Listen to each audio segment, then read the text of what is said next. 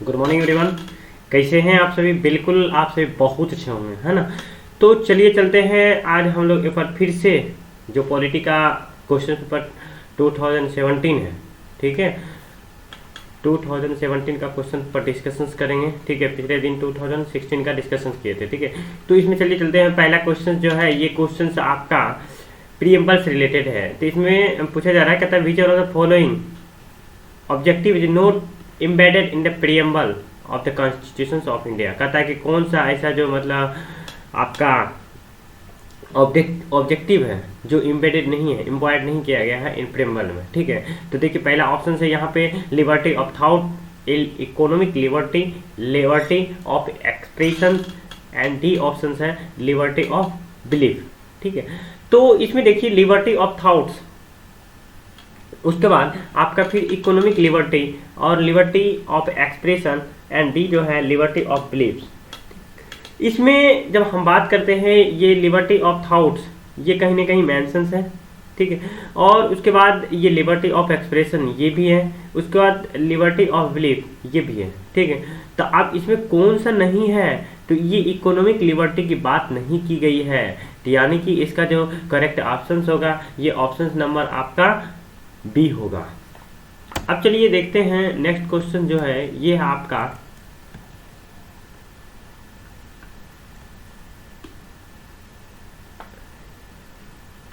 ये है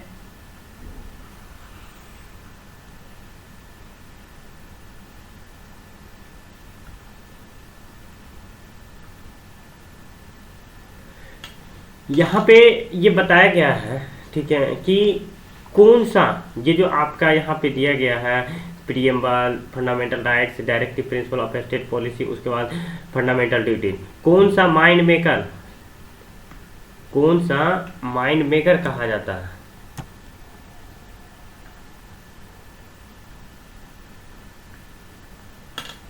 ये जो दिया गया है इसमें कौन सा माइंड मेकर कहा जाता है इंडियन कॉन्स्टिट्यूशंस का। तो जब हम बात करते हैं प्रीएम्बल का, तो प्रीएम्बल जो होता है ये कहीं ना कहीं जितना भी हमारे देश के कॉन्स्टिट्यूशन में आर्टिकल्स है और जो भी है, ठीक है, तो वो सारी चीज को एक प्रीव्यू प्रोवाइड कर देता है प्रीएम्बल में। ठीक है, जब फंडामेंटल राइट्स की बात करते हैं तो ये आपका आर्टिकल 12 से लेकर 35 तक कवर करता है। उसके बाद डीपीएसपी 36 to 51, उसके बाद आपका फंडामेंटल ड्यूटी की बात करते हैं तो ओनली इसमें 51A आता है।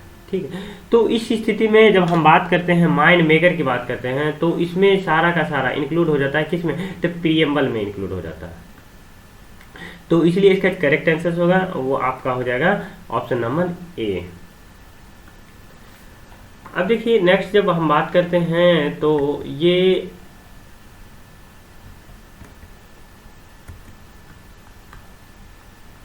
अब यहाँ पे देखिए ये जो क्वेश्चन है ये है फंडामेंटल राइट्स से रिलेटेड। तो फंडामेंटल राइट्स की जब बात करते हैं तो अभी बताए थे कि इसमें आपका जो देखिए यहाँ पे जो क्वेश्चन पूछा जा रहा है, कहता है which one of the following are invested by the right against exploitation in the constitution of India. ठीक है, तो यहाँ पे जो स्टेटमेंट दिया गया है, फर्स्ट स्टेटमेंट तो यहाँ पे बताया जा रहा है कि provisions of traffic in human being and forced labour, और दूसरा जो स्टेटमेंट है एवोल्यूशंस। ठीक है, तो यहाँ पे देखिए यहाँ पे एक होगा ऐसे करके 1 स्टेटमेंट होगा, यहाँ पे 2 स्टेटमेंट होगा, उसके बाद यहाँ पे 3 स्टेटमेंट होगा, है ना। उसके बाद ये होगा आपका 4th स्टेटमेंट। ठीक है, मिस्टेक्स हो गया है।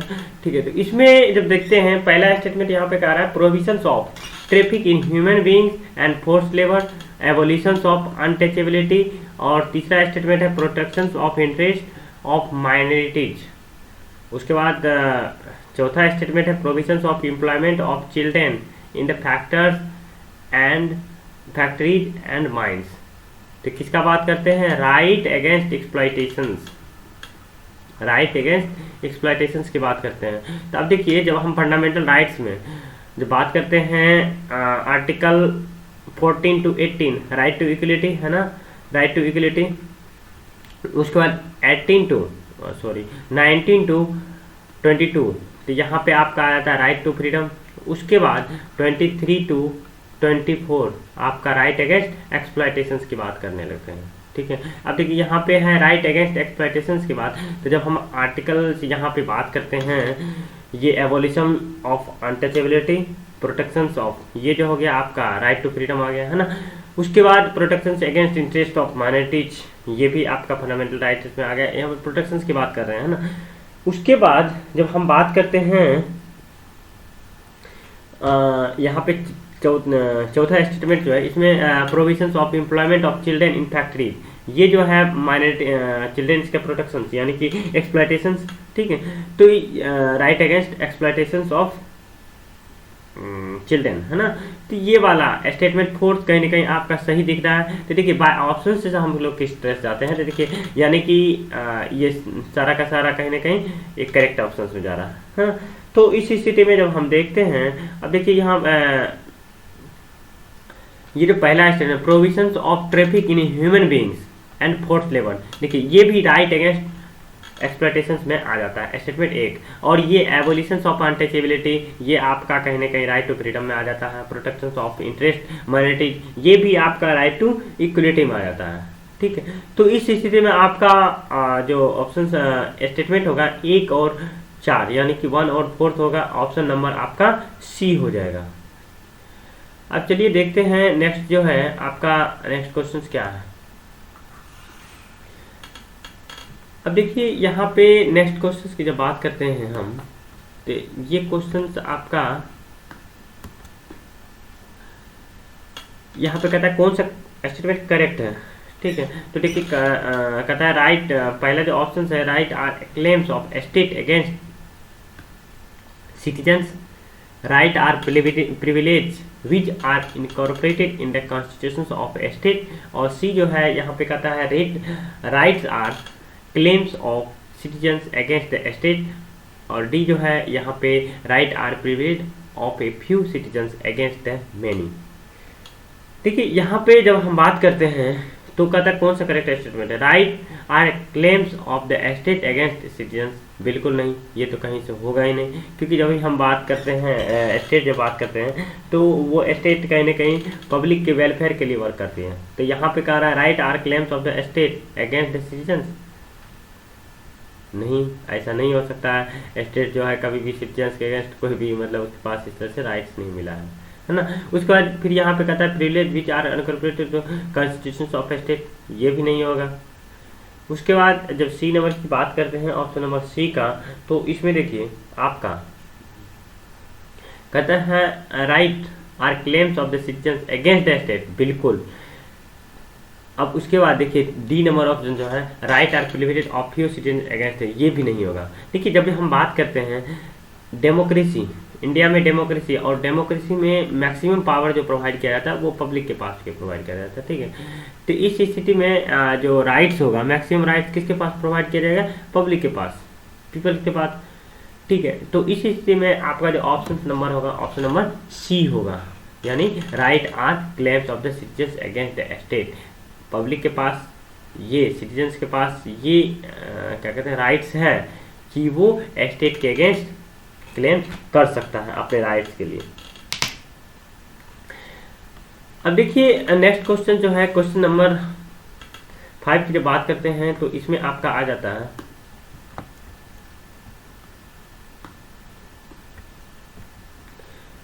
ये है आपका ड्यूटी से रिलेटेड, फंडामेंटल ड्यूटी से रिलेटेड है। यहाँ पे 2 स्टेटमेंट दिया गया है, ठीक है। तो इस स्टेटमेंट में पहला जो स्टेटमेंट ये 1 स्टेटमेंट है और ये दूसरा स्टेटमेंट है। इसमें कहता है which one of the following is true. देखिए फर्स्ट वन जब आप क्वेश्चन पेपर सॉल्व करेंगे, ठीक है, इसमें आप ट्रू फॉल्स करेक्ट सबसे पहला ध्यान आपको यहाँ पे देना चाहिए, क्योंकि होता क्या है कभी कभी हम जानते हुए भी कुछ मिस्टेक करते हैं। अब देखिए पहला जो स्टेटमेंट है कहता है a legislative process has been provided to enforce this duties, ठीक है। लेजिस्लेटिव प्रोसेस का यूज किया जाता है फंडामेंटल ड्यूटीज को इन्फोर्स करने के लिए। दूसरा स्टेटमेंट कहता है they are correlative to legal duties, ठीक है, यानी कि फंडामेंटल ड्यूटीज और लीगल ड्यूटीज जो है ये कोरिलेटिव्स होते हैं। अब जब देखिए यहाँ पे आपका ऑप्शन नंबर दिया है A only, B only, C only और डी ओनली, सॉरी सी में दिया है बोथ ए एंड वन। यहाँ पे बोथ 1 and 2 और डी दिया है 1 and 2 में से कोई नहीं, यानी नाइदर 1 और नाइदर 2, ठीक है, नॉट 2। तो अब देखिए, जब देखिए इसमें क्वेश्चन पेपर में एनालाइज कीजिए तो देखिए एक चीज़ आपको जरूर मिलेगा। क्या मिलेगा? कहता है कि a legislative process has been provided to enforce the duty, यानी कि अगर कोई फंडामेंटल ड्यूटी को फॉलो नहीं करता है तो उसको लेजिस्लेटिव प्रोसेस से गुजरना पड़ेगा और उस पर इन्फोर्स किया जाएगा लेजिस्लेटिव प्रोसेस से। तो नहीं, ऐसा कुछ नहीं है। आप जानते होंगे तो टोटल कितना फंडामेंटल ड्यूटीज है? फंडामेंटल ड्यूटीज 11 है, ठीक है। और आर्टिकल्स जब बात करते हैं 51A में मेंशंस है ना। तो ये जो है एक जैसे फंडामेंटल ड्यूटीज है और इसमें लेजिस्लेटिव प्रोसेस से नहीं गुजरना पड़ता है। यदि आप फॉलो करते हैं तो ये आपकी जो कंट्री के प्रति, ठीक है, आपकी देशभक्ति है उसको कहीं ना कहीं व्यक्त करता है, ठीक है। तो इस स्थिति में कोई प्रोसेस आपको लेजिस्लेटिव प्रोसेस नहीं गुजरना पड़ता है। अब देखिए यहाँ पे जो कहता है कोरिलेटिव लीगल ड्यूटी, बिल्कुल आपका लीगल ड्यूटीज है नहीं है, ठीक है। यानी कि ऐसा नहीं कि आप अगर फंडामेंटल ड्यूटीज नहीं फॉलो करते हैं तो आप पे कोई लीगल एक्शंस लिया जाएगा, ठीक है। तो इस स्थिति में आपका ना ही ऑप्शन नंबर ए होगा, ना ही बी होगा, ना ही सी होगा, तो होगा क्या? ऑप्शन नंबर डी, यानी कि नाइदर 1 और नाइदर 2, ठीक है। अब चलिए चलते हैं नेक्स्ट क्वेश्चन। अब देखिए नेक्स्ट क्वेश्चन जो है ये है अमेंडमेंट से रिलेटेड, ठीक है। जब हम कॉन्स्टिट्यूशनल अमेंडमेंट की बात करते हैं तो ये जो है 42nd अमेंडमेंट की बात कर रहे हैं। तो देखिए यहाँ पे क्या कह रहा है, कहता है which one of the following was added to directive principle of state policy by 42nd amendment और टू द कॉन्स्टिट्यूशन। कहता है कि कौन सा, ठीक है, जो 42nd अमेंडमेंट हुआ था तो डायरेक्टिव प्रिंसिपल में ऐड किया गया डीपीएसपी। डायरेक्टिव प्रिंसिपल, जब हम डीपीएसपी की बात करते हैं तो कहाँ से कहाँ तक जाता है? आर्टिकल 35 to 51, ठीक है। तब देखिए यहाँ पे पहला जो ऑप्शन है equal pay for work for both men and women. B है यहाँ पे participation of workers in the management of industries. C जो है यहाँ पे right to work, education and public assistance. उसके बाद डी नंबर ऑप्शन है securing living wage and human conditions of work to workers. चलिए अब देखिए यहाँ पे जब हम बात करते हैं equal pay for equal work for both men and women, ये नहीं होगा, ठीक है। अब यहाँ पे participation of workers in management of industry. अब देखिए इसका वीडियो पॉज कीजिए, आप इसका आंसर दीजिए। देखिए right to work and education of public assistance, इसका भी ये भी नहीं ऐड किया गया था। Securing living wage and human conditions of workers, ये भी नहीं किया गया, यानी कि ऑप्शन नंबर बी, यानी कि participation of workers in the management of industry, इसको ऐड किया गया था 42nd अमेंडमेंट जब हुआ था, ठीक है। तो किस में? तो डीपीएसपी में, directive principle of state policy में इसको ऐड किया गया था। अब चलिए चलते हैं हम लोग क्वेश्चन नंबर नेक्स्ट देखते हैं, यानी कि 92, ठीक है। इसमें देखते हैं जब बात करते हैं तो यहाँ पे बताया जा रहा है कि जो स्टेटमेंट दिया है इसको आप कहीं ना कहीं थोड़ा सा रीड कीजिए और उसके बाद इसका करेक्ट ऑप्शन बताइए, ठीक है। कहता है with reference to the Indian constitution, Indian constitution के संदर्भ में directive principle of state policy constitute limitations upon, ठीक है। वो directive principle of state policy जो उस पर लिमिटेशंस किसका रहता है? लेजिस्लेटिव फंक्शंस, एग्जीक्यूटिव फंक्शंस, ठीक है। कौन सा? यहाँ पे ये पहला स्टेटमेंट है और ये दूसरा स्टेटमेंट है। अब देखिए यहाँ पे जब हम बात करते हैं तो डीपीएसपी में, ठीक है, कॉन्स्टिट्यूशन लिमिटेशंस, ठीक है, पॉलिसी जब हम बात करते हैं तो देखिए क्या होता है ना कि 3 लिस्ट होता है। एक होता है आपका सेंट्रल लिस्ट, ठीक है, उसके बाद कंकरेंट लिस्ट, उसके बाद स्टेट लिस्ट आता है, ठीक है।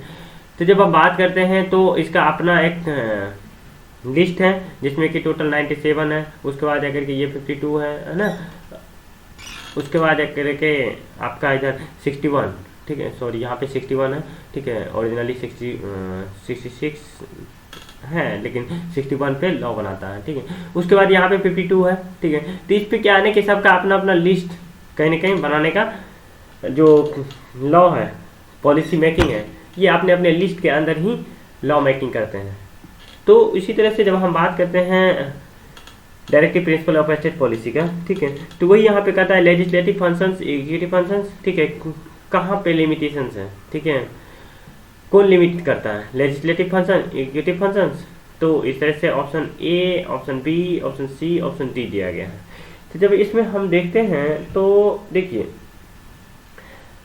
यहाँ पे किसी का लेजिस्लेटिव फंक्शन हो, एग्जीक्यूटिव फंक्शन हो, किसी को इस तरह से नहीं प्रोवाइड किया गया कि हाँ कोई लॉ है तो लेजिस्लेटिव फंक्शंस के थ्रू होगा या एग्जीक्यूटिव फंक्शन होगा। सारा का सारा अपना का अपना, सभी का अपना अपना क्या है,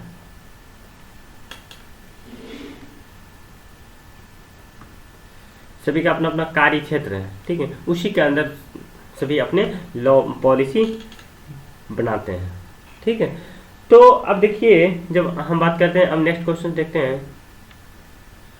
तो देखिए यहाँ पे लोकसभा से रिलेटेड है, कहता है for elections of Lok Sabha A nomination paper can be filed. कहता है लोकसभा का जो इलेक्शंस होता है उसमें नॉमिनेशन पेपर का जो फाइल होता है, फाइल किया जाता है, ठीक है। नॉमिनेशन पेपर कहाँ पे फाइल किया जाता है, तो कहता है option A anyone residing in India, second है resident of constituency from which the elections is to be contested. उसके बाद सी नंबर ऑप्शन है, कहता है any citizen of India whose name appears in the electoral roll of constituency, और D है any citizen of India, ठीक है। तो इस केस में जब हम देखते हैं तो इसका जो करेक्ट आंसर होगा, ऑप्शन होगा, ठीक है, कोई भी जो इंडियन कॉन्स्टिट्यूशन जिसका रेजिडेंस है जिस कॉन्स्टिट्यूंसी में, वो कहीं ना कहीं कंटेस्ट में भाग ले सकता है। ऐसा नहीं कि मान लीजिए कि वो दूसरे कॉन्स्टिट्यूंसी से है और रजिस्टर फाइल में नाम है, ठीक है, दूसरे कॉन्स्टिट्यूंसी से कंटेस्ट में पार्टिसिपेशन कर रहा है, ऐसा नहीं हो सकता है, ठीक है। अगर वो कहीं ना कहीं लोकसभा में अपना पेपर, लोकसभा इलेक्शंस में अपना नॉमिनेशन पेपर में करना चाहता है तो उस केस में उसका उसी कॉन्स्टिट्यूंसी में कहीं ना कहीं नाम होना चाहिए, ठीक है। इसीलिए इसका जो करेक्ट ऑप्शन होगा ऑप्शन नंबर बी होगा, ठीक है। तो आज इतना तक ही रखते हैं, फिर अगले दिन नेक्स्ट हम लोग देखेंगे। तब तक के लिए आप लोग अपना पढ़ाई कंटिन्यू रखिए। Thank you, thanks for listening and watching this video, thank you.